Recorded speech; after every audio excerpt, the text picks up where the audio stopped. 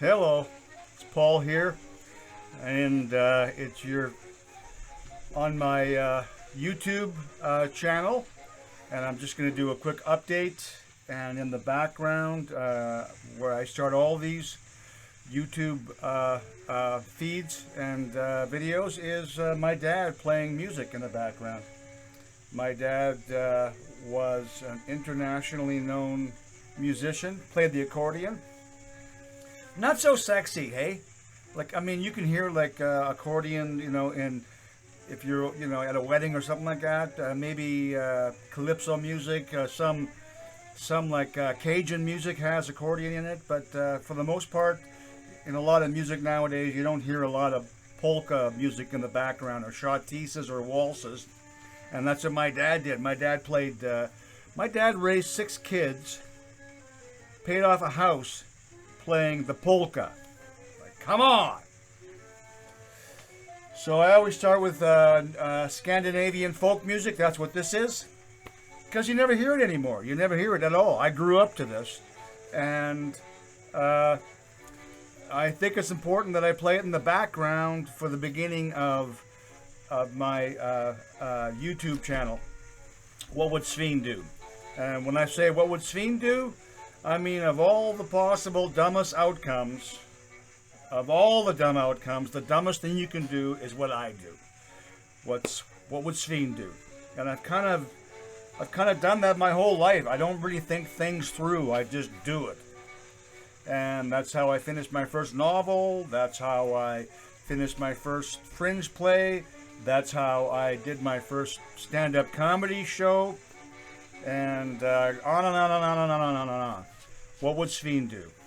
And that's why my dad's nickname for me was Idiot, with a thick Norwegian accent. Idiot!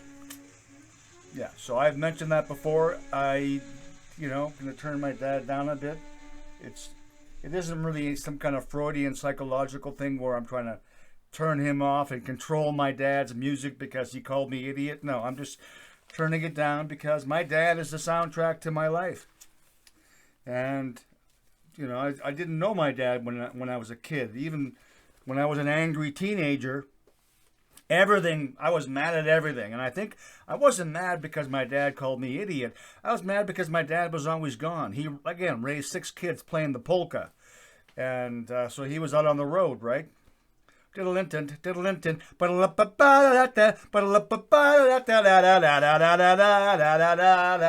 happy music, but not so much in the home life. My home life was dysfunctional, and I really felt sorry for myself. I didn't have the tools in the toolbox when I was younger, and I don't know why I'm talking so loud. I project way too loud. I project. You hear a microphone here. I need to be loud, and I gotta shut that stuff off. Just gotta be Paul. And really, that's what I'm doing in these in my YouTube channel, is just trying to really just get in touch with who I am and why I'm here, and hopefully with the guests that I'm going to have in the future, and with the books I'm sharing. And I'm sharing one again today, which I've shared earlier, but I'm going to share this book again because it's important. And the author is going to be hopefully one of the first people I have on my YouTube channel. What would Sveen do? And if you want to message me or get a hold of me, paulsveen.com is my website. All my contact information is on there, but my email address is paulsveen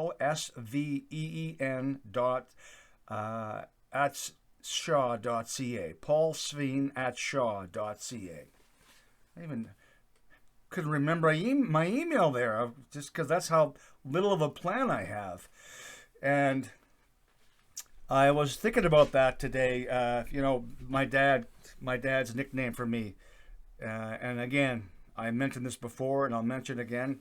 To the right of me is my dad's my dad's country and western jersey or shirt that he wore when he was playing with Ole and the Playmates in the Regina, Saskatchewan, Tri-City area back in the day. And I don't know why I just mentioned that, but I thought it was important. So you know, him get. I guess you know, my dad had been through so much. My dad had been through World War II, and he had been in the army and been captured by the Germans, and you know, fought to play his accordion, and was in his blood to be a musician. And he spun a globe and touched it when he was 21, and it said Regina or Saskatchewan, that area, and that's where he decided to go and teach accordion. And a plan that was so crazy it just might work. So he had been through all this stuff, right? My earliest recollections of my dad, looking back now as an adult, I realized my earliest recollections of him, he would have been already on his 5th album or 6th or 7th album. He recorded 32 records. And I don't know what it is about me. Maybe every kid's this way, but you know, when I was 7, 8, 9, 10, I thought I knew. I was oblivious to everything. I was thinking about this today. I mean, my point is, I thought I knew everything already. And here was my dad, this world traveler, and survived a war, and I was mad at him because he didn't think I was smart. Idiot was my nickname as a young kid. And I guess part of it is because I never really caught on to the accordion. He tried to teach me with a stick. Every time I made a mistake, he would beat my fingers with a stick, which isn't conducive to joy and wanting to learn. Which is what happened to me in Catholic school. If we didn't do something correct, a nun or a priest would throw like a hard chalk eraser and hit you in the head, or one of those long yardsticks, like we'd get, and then the strap, that used to be a thing. I don't think it is now. Now they won't even give zeros, according to one of my really funny buddies, teacher, Ken Valgartson. And that pisses him off to no end. But back in the day, we got beat and got the strap and all that stuff. And corporal punishment, right? I think in the Bible, it says somewhere that you could take off a branch the size of your thumb. It's called the rule of thumb. That's where that came from. And your parents could beat you or beat each other with a stick no bigger than your thumb. That's still a stick that big, right? It's would hurt. But so my dad, I never really got the accordion, which my dad loved. He tried to teach me, never got it. I think I'm going to pick it up again, though. And I love the instrument. And I love to hear my dad's music now that he's been gone since 2007. That is so odd.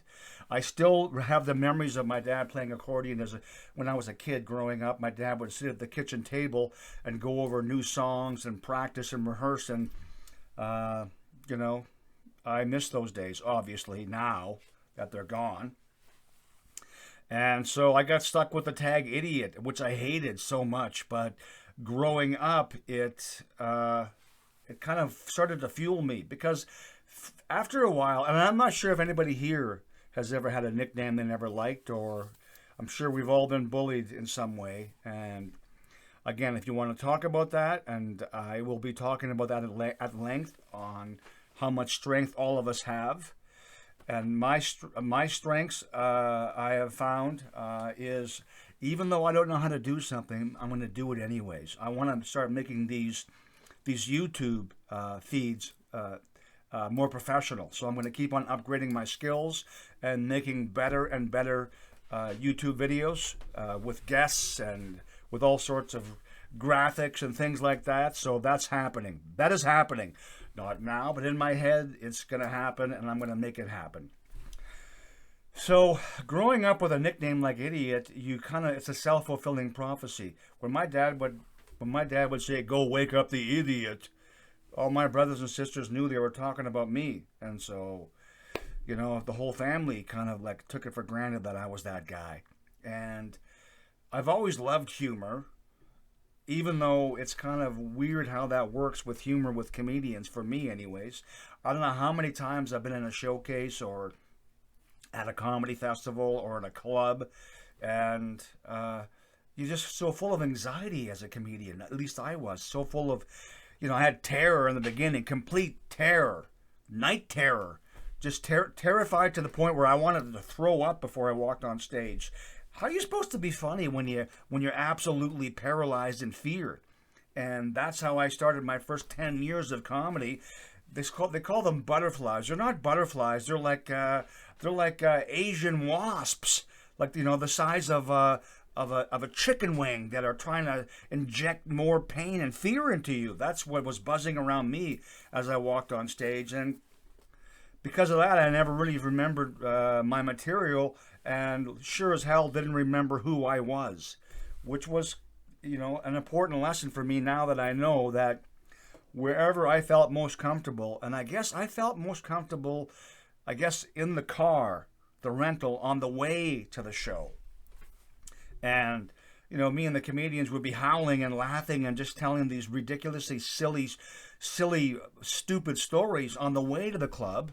And then as soon as you get to the show, whether it's a corporate show or whether it's a comedy club or a fundraiser or whatever it might be, you go on autopilot. You go on your material that you've been rehearsing. And so really stand-up comedy is unlearning everything you've thought about comedy and then allowing who you really are just to be yourself. And that's me telling my stories about my dad calling me idiot, and all versions of your story. Like I like to, when I teach stand-up in the classes and the workshops, I like each student to locate a story that keeps on bubbling up in their head that they seem to tell. They seem to share over and over, like it's an important story for some reason. And just think about that: the gazillions of stories we've ever had in our life, because our life is one continual story. Why is it we remember the ones that seem to stick with us? Why do the other stories seem to just kind of fall away to the wayside? But we have these several stories that are at the forefront of our brain that we seem to share over and over and over. And those stories are important to us because they're attached to who we really are and why we're here. Apparently we're here to learn something. And I swear to God, I remember being in math class when even fractions screwed me up. Percentages screwed me up. Couldn't get it. Part of it was because when I asked my dad to help me with percentages, he beat me with a stick. Idiot! And that might have been my math anxiety. But I remember when we were learning algebra in grade 7. Did I say algebra? It's probably pronounced differently. Algebra. Maybe less pronunciation or enunciation on bra. It's the same way here in Edmonton. We have a thing called Klondike Days, and everybody goes, "Why do you call it Klondike Days?" And I go, "Well, that's how I say it. Klondike Days, like the Klondike." And they go, "No, it's the Klondike." No, it isn't. I say Klondike. It's just how my brain is hardwired. So I'm in this algebra class, and I started getting a nosebleed. Yeah, it was towards the end of the school year. It's probably late May kind of thing, and my nose started to bleed, and I thought it was because it was dry, and my nose started to bleed. I look back now and I'm probably thinking my nose was bleeding because my brain was shutting down because it had no clue how to deal with algebra. Years later, I took a night class, a series of night classes, because even though I had gone to night school to get my high school diploma, I had left high school early, not three credits short, like about 70 credits short. 3 years of high school, or 2.5 years of high school, and I had like 30 credits. I skipped a lot of school, did a lot of pot, played in some bands, and learned nothing. And so I went and got my high school diploma and some college classes, writing classes, screenwriting, creative writing, and everything kind of creative about writing, playwriting, and all those things. Stand-up. I've taken stand-up comedy classes in the States just when I first started stand-up, just to get a foothold. And that was in Sausalito, California, where I took that series of classes.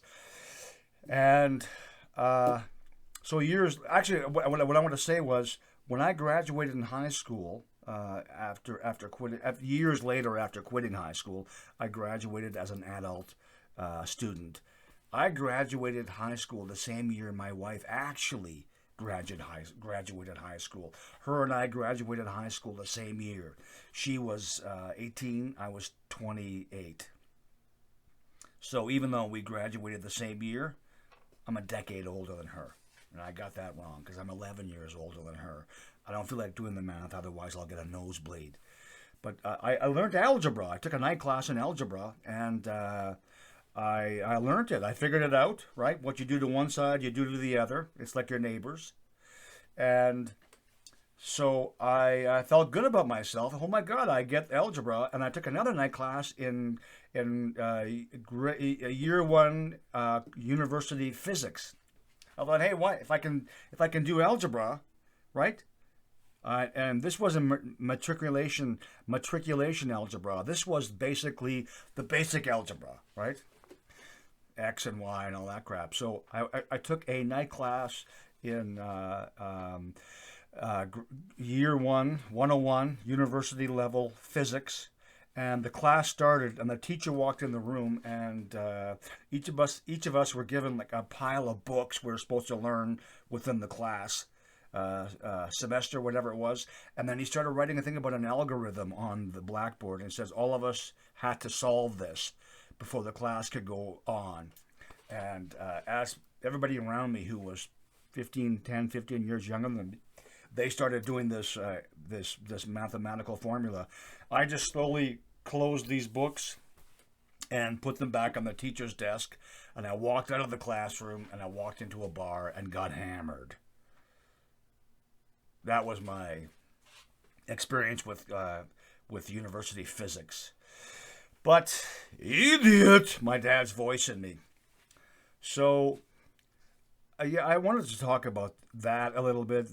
I want to keep these feeds to about 15 to 20 minutes. I don't want to go too much further than that. And so I'm organized. I went over this all this morning about what I wanted to say, and I'm really saying none of it. I had a plan, but the plan is not happening. I'm just started telling a story to you, and this is what happened, really. So the author to this, Marcus Rummery, a comedian from Vancouver, I'm going to get him to be my first guest when I do one of my next feeds. And I'm working on some new software for my channel. And so once I learn that, which hopefully will be soon, I'll have better feeds, better updates.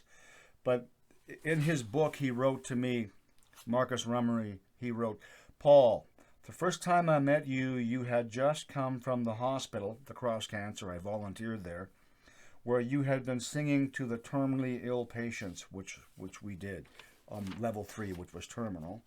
And the volunteers would go from room to room, or I sat in a place called the Lighthouse.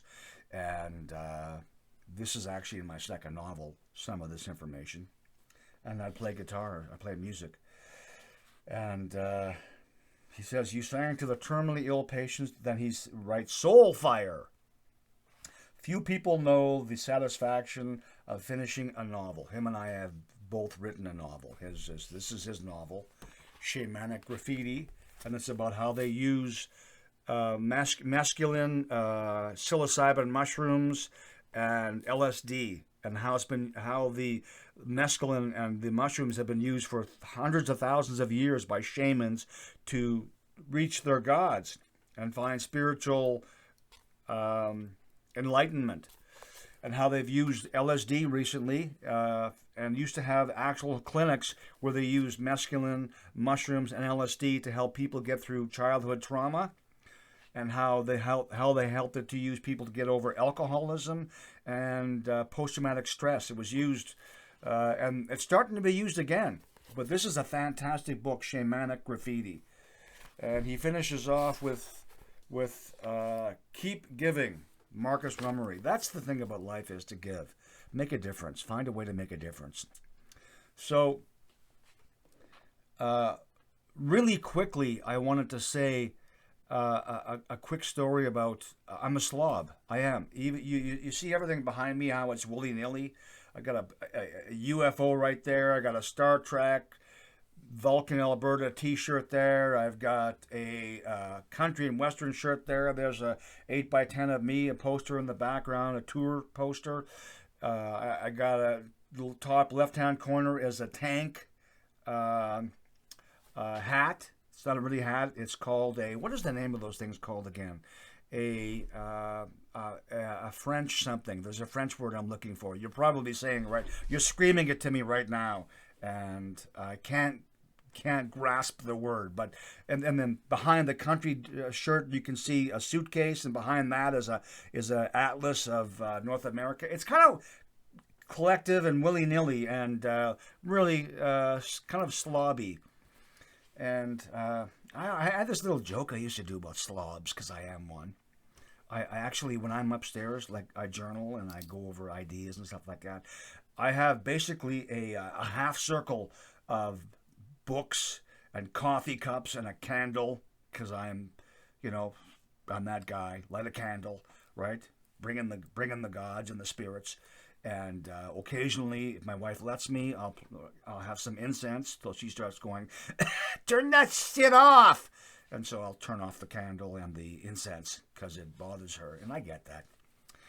But I have this like a half circle of books and stuff, and if I need a notepad, or if I need my stand-up comedy journal book, or if I need my actual journal book, or for the novel I'm kind of like been studying or whatever, it's almost like a half circle, but almost like a small castle that I'm using to protect myself against my wife because she is so clean.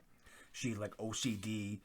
So clean. Our kitchen is cryogenically sealed. It's polished. It shines like a spaceship from the future. Hey, spaceship, that's my wife polished that.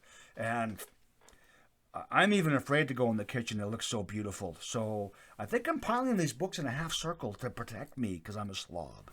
Against my wife, hey? Don't come into my circle of creativity. And so... I always I used to talk about you'll see slobs in public, right? It's like, it's always the same guy with the messy hair like me, whatever I have left, messy hair, right? They always got a t-shirt that's covered in mustard and hot dog juice, and they're walking around with a 3-day beard, long hair, right? The shirt's untucked, and parents are like, Billy, stay away from that. Stay away from that person there. He's a slob. They're like wizards with low self-esteem. They'll blow cheesy dust on you and turn you into a hoarder.